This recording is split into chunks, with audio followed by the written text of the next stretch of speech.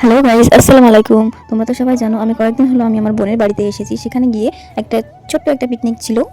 পিকনিকের সকালের মেনু ছিল লুচি আর ঘুগনি। তাই ওখানে লুচি ভাজা শুরু হয়ে গেছে। এদিকে আমার বোনের মেয়ে রাগ করে বসে আছে। ওকে বলেছি তোমাকে দেখতে একটু ভালো লাগছে না, তার জন্য। আর এদিকে আমি একটা টমেটো খেয়ে নিলাম। কি জানি না, আমার টমেটো খেতে খুব ভালো লাগে। টমেটো দেখলে আর নিজেকে সামলাতে পারি না। তারপর মাংসটাকে আমি ম্যারিনেট করে দিলাম। তোমরা তো সবাই জানো আমি ভালো মাংস ম্যারিনেট করতে পারি। তাই আপা আমাকে বললো তুমি ম্যারিনেটটা করো।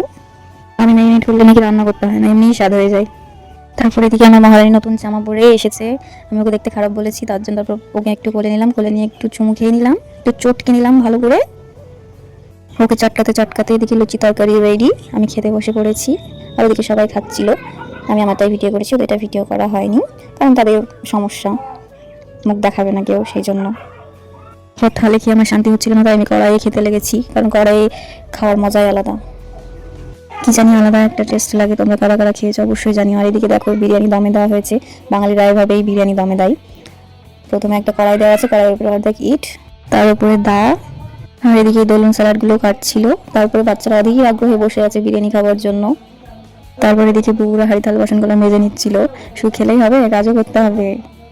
সো ফাইনালি এদিকে বিরিয়ানি রেডি হয়ে গেছে। তারপর বাচ্চারা এদিকে খেতে বসে পড়েছে। ওদিকে আপাকে আমি বললাম বাড়ি নিয়ে চল, বাড়ি গিয়ে আমি খাবো, এখানে খাবো না, লজ্জা লাগছে।